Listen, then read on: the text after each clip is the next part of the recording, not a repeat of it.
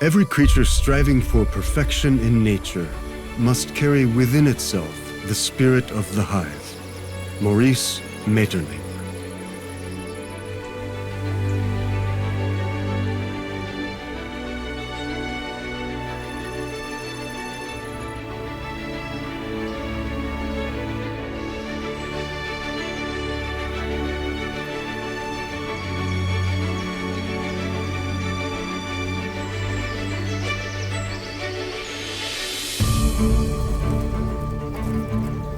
A lot has been said and written about bees, myths and legends told, and countless films made. Nevertheless, many questions still await sensible answers. What miracle of nature are we dealing with? Is it simple insects, or an intelligent system, a societal phenomenon?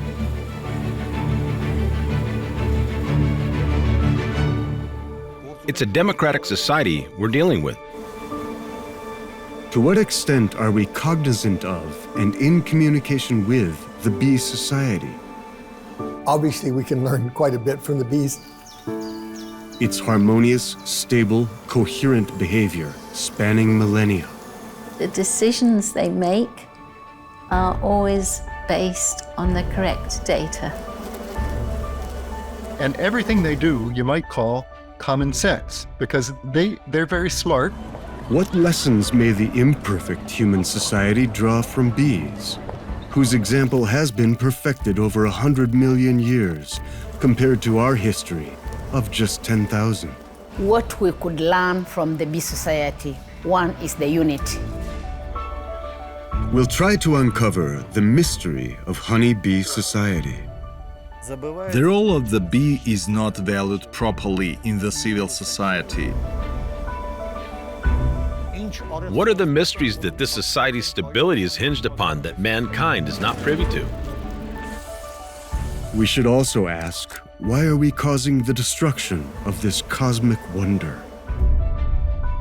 If you don't go against the big companies that they produce the chemicals, if you don't press the companies to produce bee-friendly products, we are not going to have any future.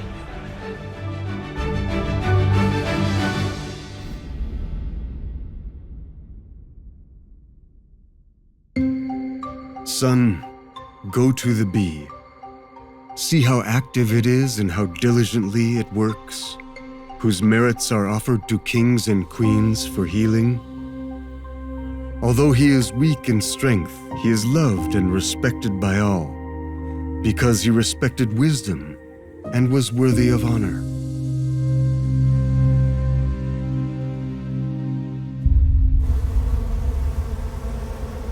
This is not a story about an insect, one of the minions of nature, but of an enlightened society whose many secrets still need to be revealed. The bee family is a unique collective intelligence inside the qualities of a social community. Human society could gain in practical insight were we to absorb lessons from them regarding their culture of coexistence, their division of labor, their unanimity, their collective response to danger, their electoral system, their systemic perfection, and many other qualities.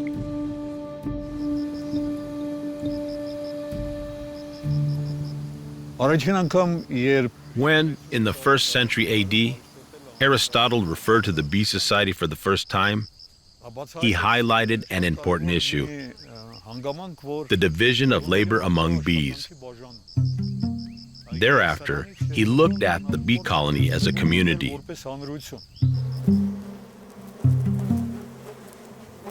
And everything they do, you might call common sense, because they're very smart. They've been shaped by evolution to make very good decisions. And so, even though instinct plays a role, they've also taken lots of good, fresh information, such as with the flowers that they're visiting or a nest site that they're inspecting, and end up making good decisions. A a number of circumstances have hindered penetrations of the depths of the wisdom of the bee family and explanations of the systematic patterns of this miracle of nature. One shouldn't approach the bee society with the same yardstick as that of humans.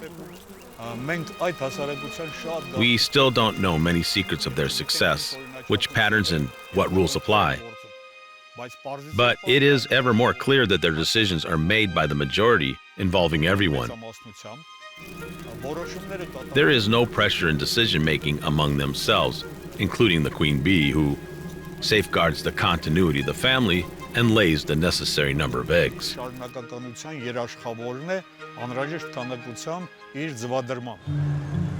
In human society, intelligence is manifested individually. Every subject is intelligent. Could it be the opposite in the bee family?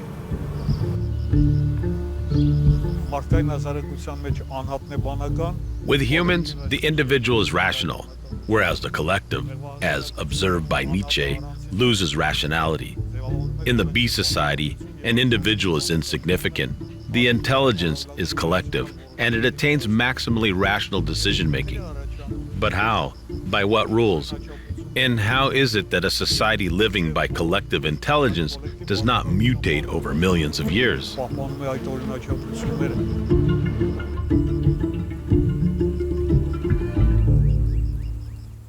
One colony of honeybees is not just the sum of 50,000 individuals, but a honeybee colony is one animal, one living individual.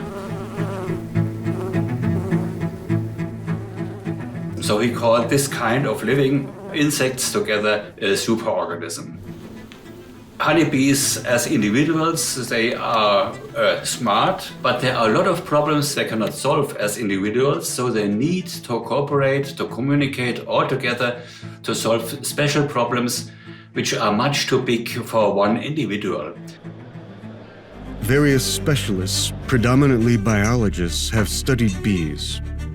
Social sciences, particularly in philosophy, culture, and systems studies, sociology, and constitutional branches of knowledge, have thus far not been applied to the bee family. The hive operates as a beautiful, cohesive superorganism, we'll call it. And by working together, they're each doing their own task, but it's the collective that makes the difference. They're doing a good job inside their own hive. And we just need to learn to listen to them and learn from them. For me personally, it's just watching the entrance to a beehive is fascinating. Watching them come back and forth with the pollen and nectar and knowing how dedicated they are to hard work. Bees know really well how to live, and of course we could learn from that. And either municipalities or governments could learn from that, yeah. These notions are brilliantly presented in Dr. Thomas Seeley's work, Honeybee Democracy. Decisions are based on collectively gathered facts. Decisions are a result of mutual agreement by consensus. The most rational decision is adopted through discussion. A decision does not divide the family, but rather strengthens it.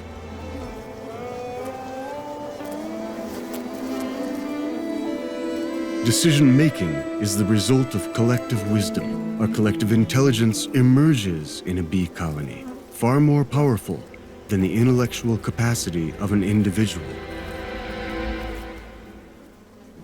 When it comes to democracy, bees have attained perfection. One example of this resides in the process in which bees choose a new habitat. First, the bee colony sends its scouts out in all directions. The scouts look for a suitable place of residence in terms of quality, size, humidity, and, in a sense, comfort.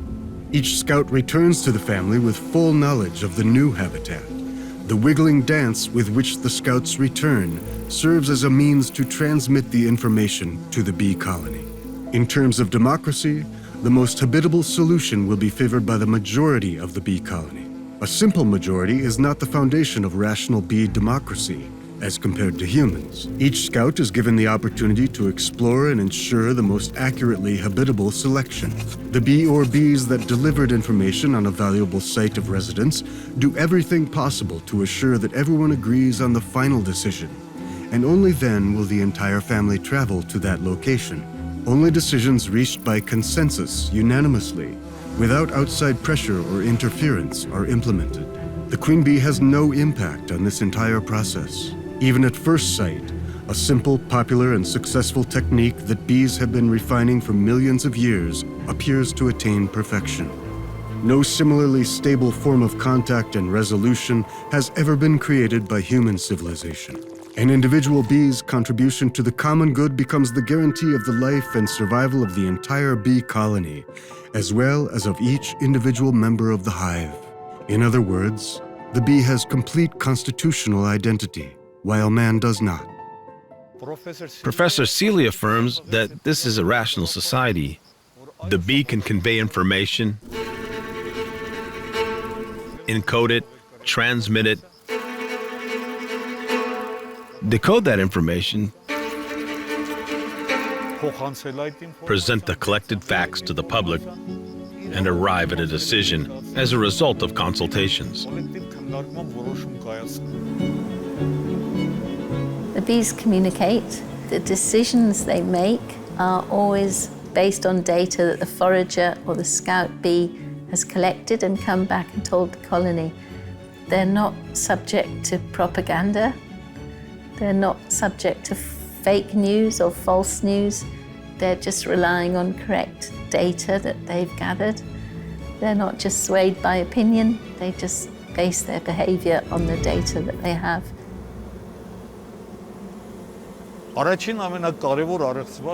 The foremost mystery that has baffled me throughout my research is systemic stability. What is its secret? The obvious answer, in a nutshell, is that a bee colony possesses an immune system. Human society is pestered with immune deficiency.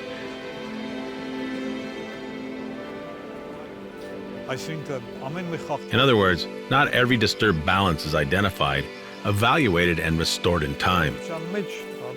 In nature and the lessons of the bee society prove it. Developments should be harmonious and evolutionary, which must have its safeguards. Those guarantees are incarnate in the patterns characteristic of that society.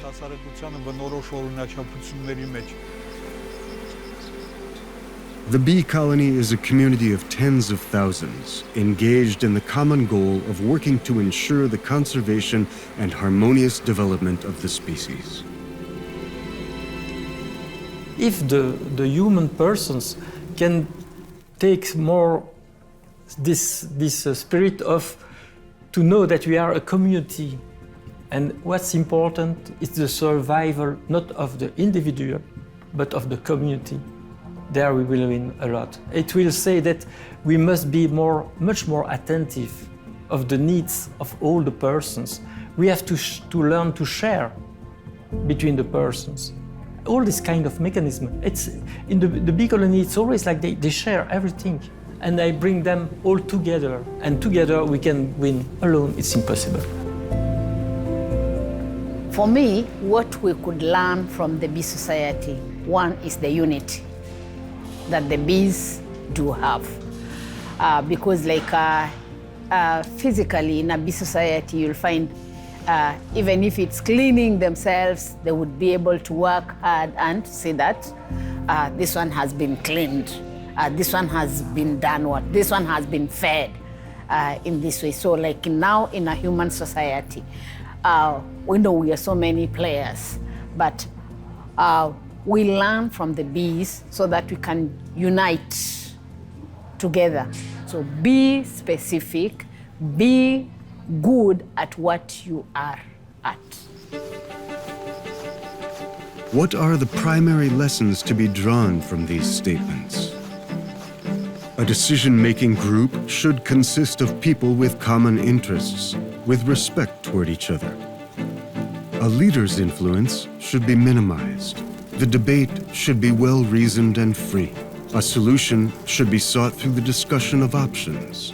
The acceptable result shall be approved by the majority. A collective is smarter than the sum of its individual's intelligence. That hive really depends on everyone doing their particular task and doing it cooperatively. And in society, like we think, oh, well, we don't need that person or that thing, so we'll do our own thing. In the honeybee colony, it has to be a collective.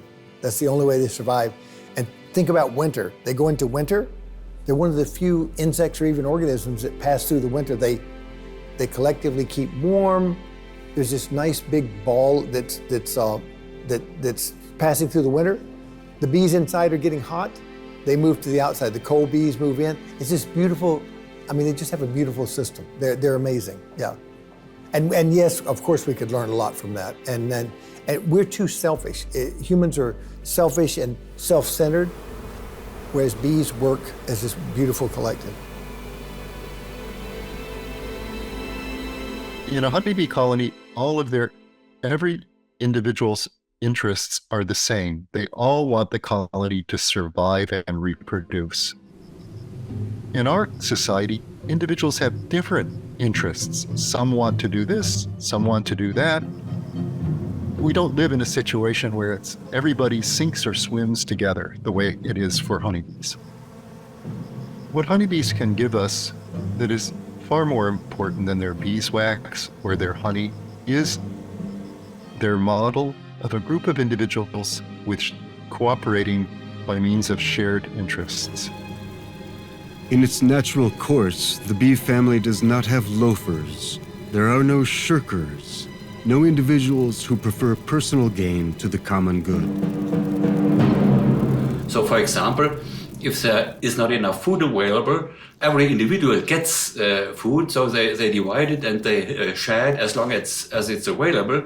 Either the whole colony dies or not a single bee dies. Like, as we said in the beginning, one big animal, one individual. The whole colony is like one individual.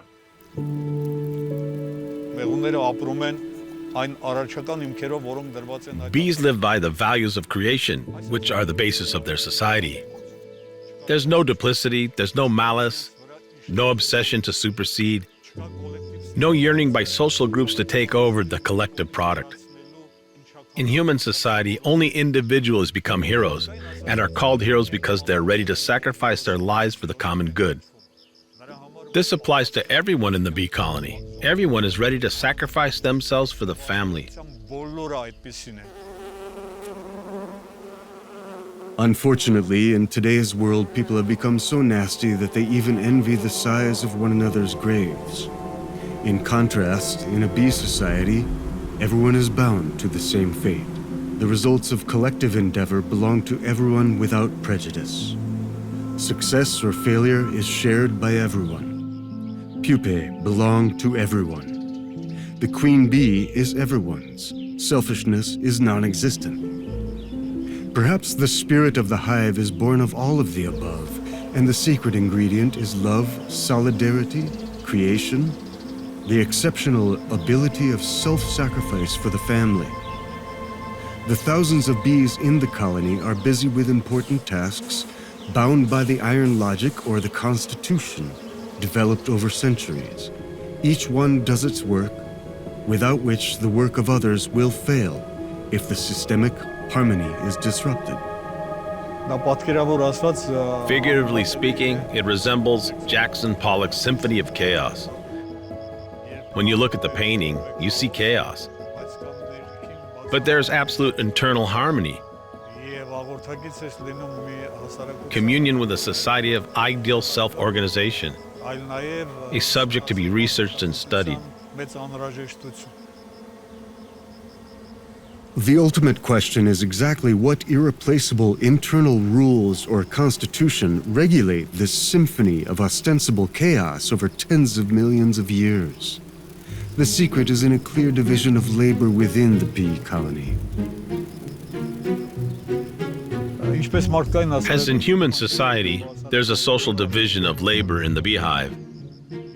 In some species in nature, like termites, ants, etc., an individual is born with predetermined functions.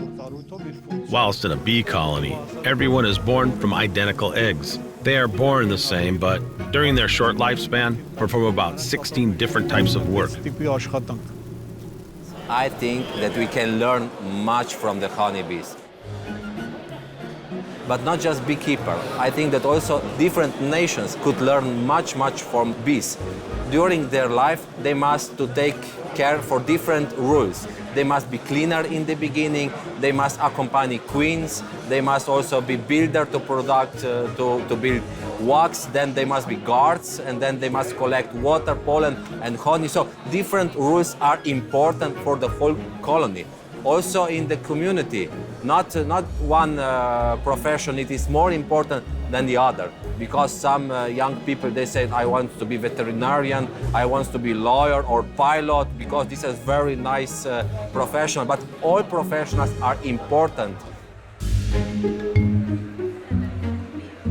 I'm a beekeeper. I have more than 100 bee colonies.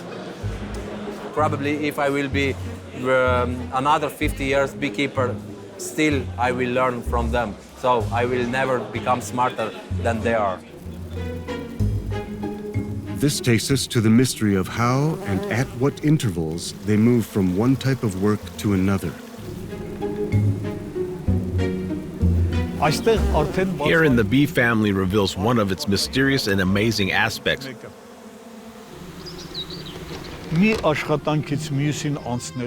In shifting from one job to another, bees' organs are reprogrammed. If a termite guard is born a guard, and a cleaner, a bee's functions are reprogrammed as the nature of its work changes. The enigma of the internal structure of the bee family. Bees and humans appear structurally similar upon a first look. Both learn many of their abilities via experience and what's passed down from older family members, but there exist significant variances. A bee's general function varies 16 times throughout its life, depending on the needs of the family and its individual adaptability. In this manner, a bee cleans itself prior to cleaning the cells for the mother bee's laying of larvae, nourishes the larvae, produces royal jelly, which is used to nourish the mother and the larvae, accepts nectar and pollen, processes it, and accumulates it in cells, assists the queen bee, makes beeswax, builds a honeycomb, examines the environment, protects family safety, travels outdoors to work, gathers nectar and pollen, and obtains water, cleans, guards, and adjusts the hive's temperature regime. When weakens, departs the hive and dies. In contrast to human civilization, the social distribution of work in a bee colony is not left to chance. All age groups have a defined relationship with their functions, which are the foundational substance of their systemic existence and vitality. The total distance traveled in a honeybee's lifetime is 385,000 kilometers. That distance is comparable to how far our planet is from the moon.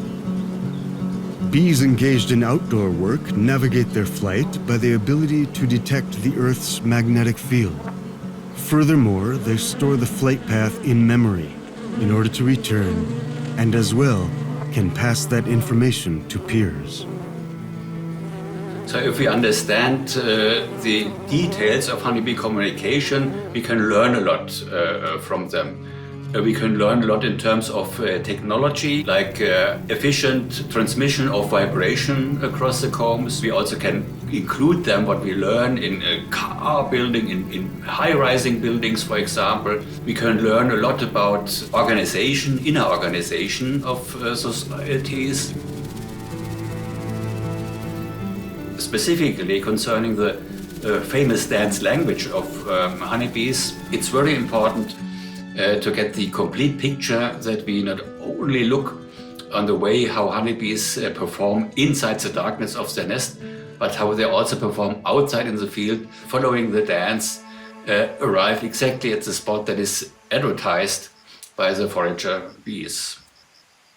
Սրա համար է որ ժամանակին That is why there were instances when bees were deemed to be legendary alien biorobots, so perfect in their functions and organ reprogramming that those in the know were tempted to call them biorobots. It is remarkable that in olden times the English called bees divine birds and believed that they were connected with the Holy Spirit. And in Germany, bees were called Martian birds. In classical Greek mythology, a person's soul departs in the form of a bee. In ancient Armenian legends, when Tatar-Mongol hordes invaded Armenia and destroyed millennia-old monuments, ancient cuneiform notches turned into bees and rose to the sky. 18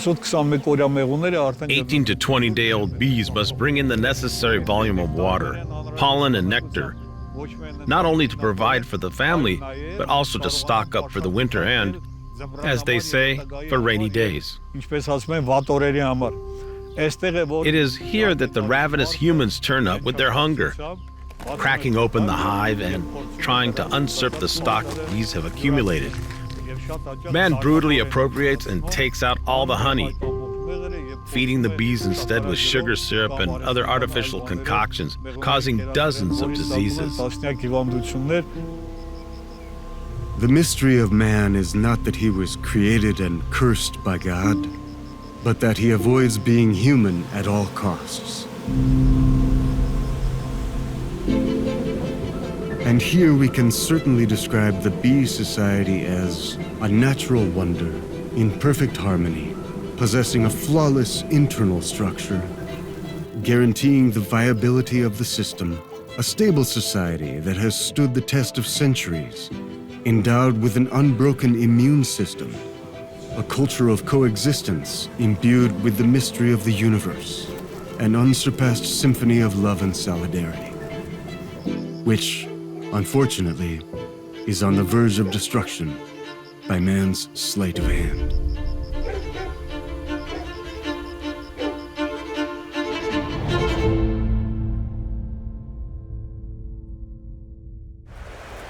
An often repeated idea is that it is very difficult to remain human when you're surrounded by people. Similarly, when these wonders of nature get surrounded by people, they're exposed to great hazard. Everyone sees and feels that danger today. Unfortunately, with our current consumerist, materialist attitude, we have put the society in great peril. And scientists, beekeepers, and people around the world sound the alarm. Bees are disappearing. The disappearance of bees is viewed by many as a precursor of mankind's demise, something that thus far has not merited sufficient attention. Do you know why? Because to this day, they continue to approach the bee society with the consumerist business mindset. This attitude should be broken. A different approach to bees should be adopted. When the United Nations proclaimed May 20th the World Bee Day, we contributed a substantial effort. Together with Slovenia and 105 countries of the world joined us. This should not remain as just another statement and be forgotten. Another caring attitude should be brought forward. It will phase in a mentality. The mentality will turn into practice and will eventually save the bee society as well as the human society. Failing that, negative consequences would be catastrophic. Such alarms are often raised in different corners of the world. This disturbing situation is a consequence of man's irrational relationship with nature, the main manifestations of which include First and foremost, global warming. It has a destructive effect on the bee society. Just the example of our economy this year is vivid proof of that. It snowed on May 20th. Rain every day from May 20th to the end of June. Drought from July 1st to September. Not a drop of moisture. How can a bee colony survive? How can it stock its necessary supply for winter? Many circumnavigate this the easy way. They remove the honey from bee colonies and feed them sugar syrup, which has yet another destructive impact on the bee society. I started to realize this 10, 15 years ago. This moment, 10 years ago, we started to speak of climate change, but nobody was afraid of this. Oh, well, it's perfect. We will win 1 or 2 degrees, or for the summer, it will be perfect. When you see the situation with the dryness in a big part of Europe, it's horrible. We are in alert. Nearly half of Europe is in alert on dryness. No rain, the river, nothing inside. Everything is burned. The persons, it's like they start to open the eyes. The biggest challenge that we have is a loss of forage. We have a lot of natural forests that are being lost because of human activities, primarily because of the population growth. We're having a lot of land that is being cleared for agricultural purposes. This can be really the biggest challenge. Perhaps we've moved a little bit far away from trying to keep bees in a very sustainable way, and we think that we can really keep them and help them, and that we're all in charge, that we are in charge of helping them live, when in reality, they've lived for thousands of years without our help. So why do we think we can help them so much? The next issue is the awful density of radio waves. Not only cell phones, but various radio stations as well. At one point, Frisch proved that the bee is able to orient itself in space by the Earth's magnetic field. This overconcentration of radio waves causes the bee to lose its bearings and perish. The third is nuclear tests. Not only experiments, but also the spread of radiation, starting from Nagasaki and Hiroshima, has led to the emergence of mutated viruses, fighting against which is very difficult. Next is the spread of bee diseases. There are meager to non-existent controls over this, even between countries, let alone within countries. In one place, the treatment is administered, elsewhere it is not. Some do it via organic methods, some with chemical substances. But in general, the result is null, whereas the disease migration is far more intensive. We are destroying species all over the world. Bee biodiversity is also decreasing. What we need to do is to create environments that are more friendly for bees. The environments that are more friendly for bees are also more friendly for humans. And what we need to create is environments with plant diversity. So we need to give food and house to the bees. It's as simple as that. Industrialization, it's one of the major setbacks because you lost the habitat for the bees. You remove the vegetation. It's really a major problem. Now, if you have monoculture, you lost your natural pollinators.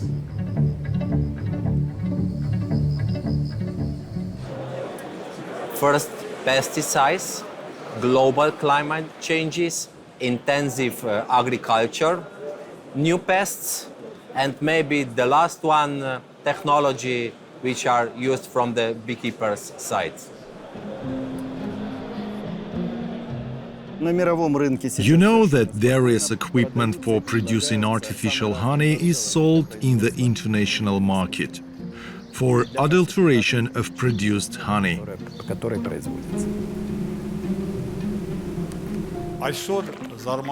Today, surprisingly, no attention is paid to the fact that 98% of honey consumed contains various types of chemicals and pesticides. Only 2% of the world's production is organic honey, which, as they say, does not solve the problem. For example, when we use the neonicotinoids as a pesticide in the soil, their residues can be found even in the nectar of plants in national parks. Yeah, so, tens or even 100 kilometers far.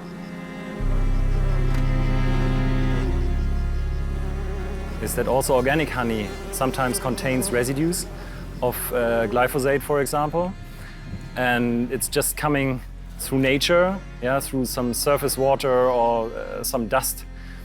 We have seen positive samples from areas of Brazil where there's no glyphosate used, but it's still also in the honey, and irrespective if it's conventional honey or organic honey, there are some glyphosate residues. The impact of climate change is everywhere in the world, so we are also impacted by climate change in Ethiopia. Sometimes here we have some irregular rainy season, so that will disturb our beekeeping activities, or sometimes there is huge honey rain. On some area also there is dry area, so because of this irregularity, it disturbs our honey production in the country. So our beekeepers are suffering from climate change, but as intervention, there are many strategies designed by government and different NGOs to adopt in a climate change. Of course, we are not free from pests and diseases of bees. There are always problems, but of course, we are doing some mitigation measures. Do you know that in my country, 80% of the honey sold in market is adulterated? China remains the world leader in beekeeping. On October 20th to 28th, 2023, the meetings between the creative team of this film in Beijing and Shandong province with a number of leading experts in China, scientists with a significant role in beekeeping, and representatives of various organizations have been an opportunity, revealing a number of fundamental problems characteristic to this country. In the conditions of the state's great concern for the sector, the following problems are worrisome.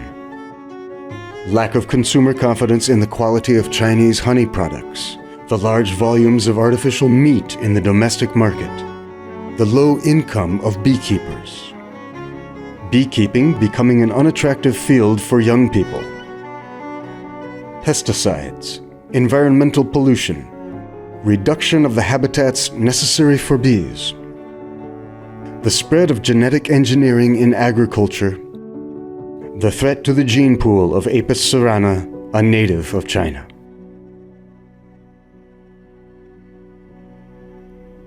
If I live within a habitation, I cannot or will not be allowed to keep bees by my neighbors. They will see that, oh, it stung my son, it stung my daughter, it stung me the other day. No, you have to remove this. And if you are not careful, they will put fire to it. The second thing that is also important for us in Nigeria is that the government, in Nigeria we have oil. So they are centered more on oil. Recently began to look into agriculture. Then we also have wildfires. Fire can come from anywhere. And then in Nigeria, we still have herders migration. So when herders are moving, you know the size of the cows, the animals, they could easily knock over these things. And the government, both in Kenya and in Nigeria, is not looking at honey or bees. Madagascar is, financially speaking, it's a poor country, and we don't have full access to treatment, especially to organic treatment. We have chemical treatment, which is very popular. That's what beekeepers think is efficient. The officials, they are trying to promote now. It's been 2 years, they are starting to promote the organic treatment, but it's expensive. Second issue is that even Madagascar is now victim of the climate change, especially the drought in the south of the island. For example, in Fort Dauphin, which is a town in the south of Madagascar, we didn't have any harvest this year because of the drought, so there is no flowers.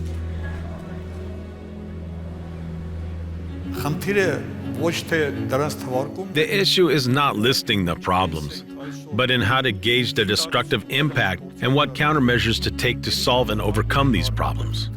It is my profound conviction, and my decades of experience also prove this, that the steps taken are not commensurate with the existing situation.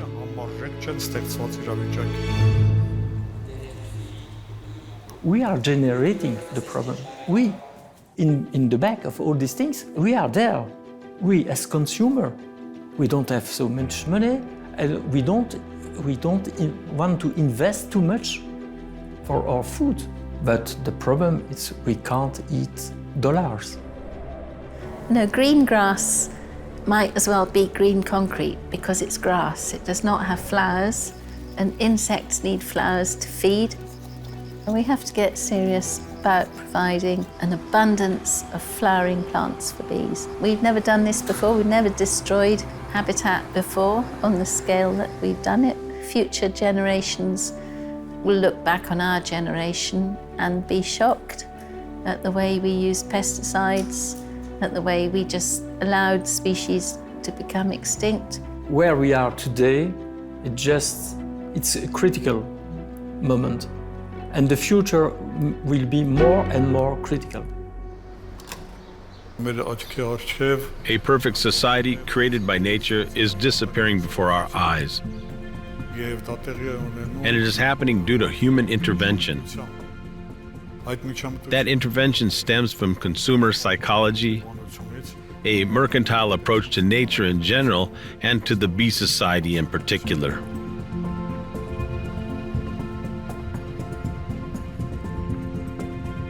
The role of the bee is not valued properly in the civil society. We treat them as suppliers of honey.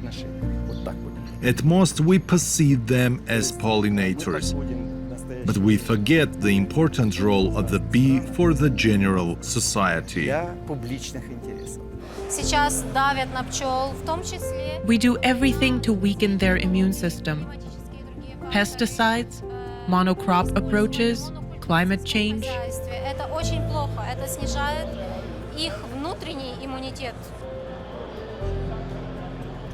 Because it's not known what keeps the bees healthy. I mean, organic beekeeping, keeping the natural rhythm for the bees. I think this will be the best to strengthen the bees, yeah, and do it meaningful and not just, getting everything out of the hive, what is possible. Yeah, squeezing it out. This is not for the natural circle, and the bees get weaker.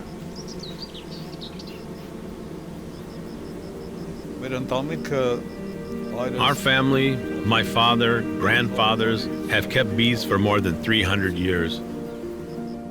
We have grown up among bees. But the bee turned into a completely different marvel for me when I started to find answers in the bee family to my scientific questions. I published about 50 monographs and hundreds of academic papers on various aspects of human society. I always tried to find answers to several key questions. Why is human society so imperfect? Why is its immune system so inadequate? Why, after creating man, did even God regret not reaching perfection, as biblical commentary maintains? And he tried to tweak some creation errors through the great flood in Sodom and Gomorrah, though, as it turns out, that was not enough either. It may be claimed without hesitation that human society, in existence for 10,000 years, today faces a serious immunodeficiency problem. The exact opposite situation prevails in bee society, something that, unfortunately, has not been studied or studied enough, and from which we have not drawn the proper lessons, and from which we are not learning even today. The enigma of the vitality of the bee family's immune system. The mystery of the survival of the bee colony over millions of years has also been determined by the continual operation of the entire family's immune system. Although the immune system of an individual human body has evolved to near perfection, human civilization as a whole suffers from immunodeficiency. The immune system of the bee colony in all circumstances, especially in emergency situations, allows it to immediately identify systemic disruptions, analyze what has happened, and employ rapid actions in order to rebuild any break in the equilibrium. This is the guarantee of sustainable growth, which human society lacks and leads to ongoing wars and devastation. A constant maintenance of 33 to 36 degrees of heat, for example, must exist in the beehive. If the temperature exceeds that level, the brides may die, disrupting the entire reproductive chain. In the bee family, when the regulation of temperature is violated, an emergency situation forms, and all members of the family react accordingly. Some rapidly carry water and sprinkle it on the frames to restore the necessary coolness. Others, flapping their wings, blow cold air into the hive. A third population drives the drones to the side frames so that their bodies do not overheat the frames. And a fourth gnaws at the hive's entrance in order to expand the opening. Some look for a way to expand the hive by gnawing at its walls. Individual bees do not attempt to escape the hive or flee for their lives. Instead, the entire family works together to restore the broken equilibrium. Each bee develops toward the maintenance of a healthy immune system for the colony. If none of this works, a dramatic choice is made to start a new family, ease the load on the current hive, and ensure a proper climatic environment promotes the survival of natural life. The worker bees immediately construct cells to be mothered for this purpose, insert new bee eggs into them, and after 16 days a new mother is born. The mother bee gives birth to the baby bees in 16 days, rather than the usual 21, which is a wonder in itself. The old queen therefore often creates a swarm among a large number of bees and flees the hive, ensuring thermally that the new family continues to live in a normal environment. Thus, the bee colony is not destroyed. Rather, a new family naturally generates as a result of responding to and recovering a natural equilibrium. According to scientific assessments, the loss of bee colonies creates a real danger of extinction for humanity.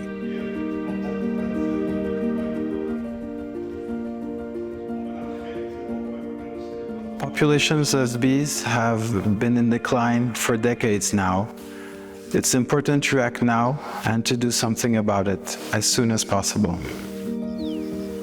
The genius Albert Einstein has stated that after the disappearance of bees, humanity will have only 4 years to live.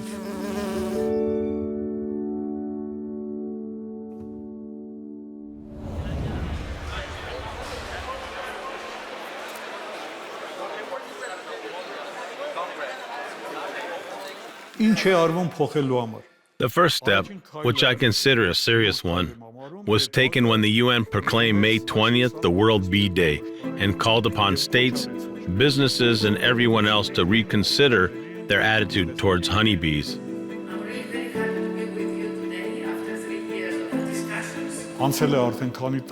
Several years have passed. There have been a number of initiatives, but practical results are not tangible. There are many initiatives happening all over the world at all the levels.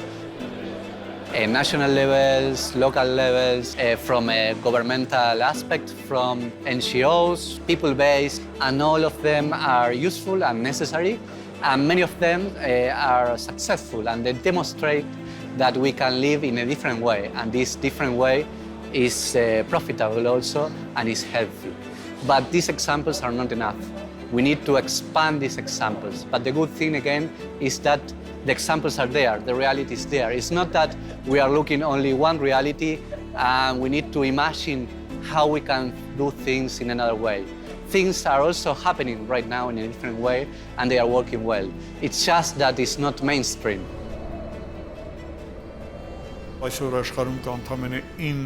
There are only 9 species of honeybee in the world today, with 40 subspecies that are also undergoing mixture and are equally endangered. In other words, preserving the gene pool is as essential as preserving their society. We all have our bees, a certain bee that we really like, but different bees are really appropriate for the region that they adapted to. For honeybees, we only manage one species, and it's Apis mellifera, but it comes in many different forms. The one thing we do need to do in Europe is protect those subspecies. Apis mellifera, which is the European bees, and do you know that this is the common bees that are used for commercial purposes? It may not be sustainable, That's why native bees would be more appropriate. Now we have developed the technologies for stingless bees. It's a local species, a therapeutic property, honey that is also medicinal, and most especially, they are good pollinators of tropical plants. You know, there is always a match. The problems of the beekeepers are several. They start from the genetic material, if there is local genetic material, from where they can get genetic material which will be productive, healthy, but also problems with the parasites, the ways and methods to treat them, also the ways and methods to be efficient with the treatment but not having residues on the products, increasing organic beekeeping, and at the same time organic agriculture is our future, I think. If you don't go against the big companies that they produce the chemicals, if you don't press the companies to produce bee-friendly products, we are not going to have any future. You know, Slovenia is a very small country, just 2 million of people, and therefore it's very easy to reach ministry. In the last years, we have lucky that our ministry, they were quite well informed about beekeeping. After we found some problems in the beekeeping sector, we talked with them, suggest them solutions. In last 10 or 15 years, we solved our biggest problems in beekeeping sector. Our beekeepers don't have big problems how to sell their products and so on and so on. And our good practice, we think that it will be good also to spread to other countries.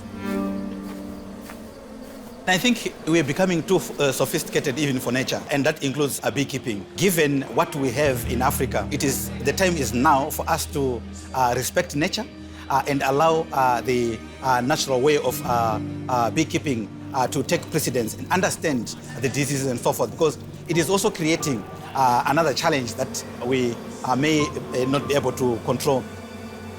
I'm optimistic, and I'll tell you why, because when people do these economic studies on organic agricultural production or even organic ways of beekeeping, they show that, in fact, they can be as productive or more productive than a conventional system.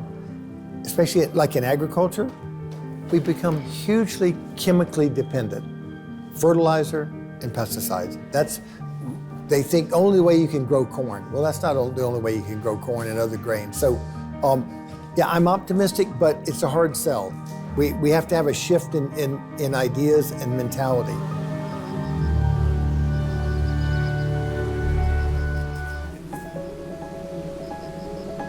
Immunity of honeybee is lowering. So, 30 years ago, even huge population of varroa mite didn't cause a problem for the bees. Now, yes, because there is another problem, lowering of their immunity.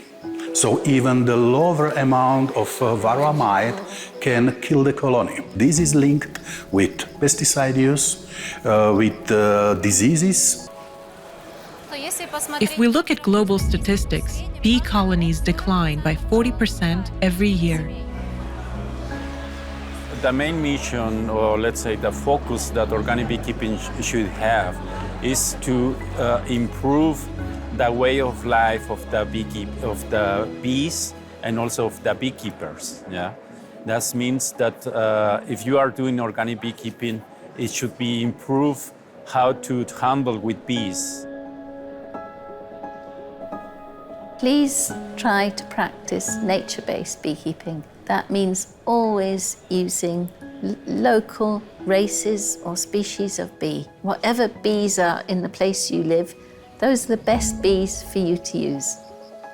Try to start doing treatment-free beekeeping. It works. There are beekeepers all over the world who never use any chemicals on their bees, and you don't need to. Your bees will survive. We have to change our behavior. People need to sober up. To get there, every individual may choose one of the following three. First, go to church, pray and try to detach yourself from these realities. Second, go to the cemetery. Have a look at the tombstones. Let it sink in that this will be the end. And finally, visit an apiary. Communicate with a bee family. Get to know the beehive, its perfection. Fall in love with the bees. Change both the course of their lives and the lives of those around. Effective, far-sighted, and bold practical steps are needed.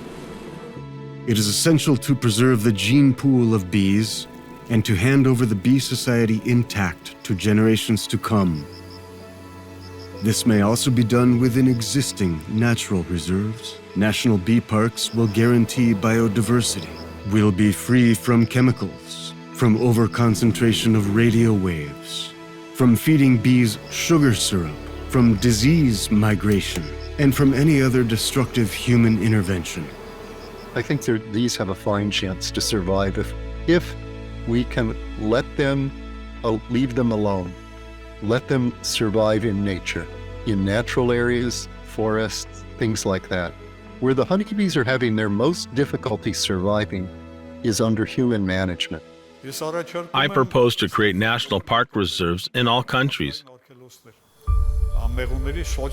First, to protect the society of bees, then to preserve their gene pool.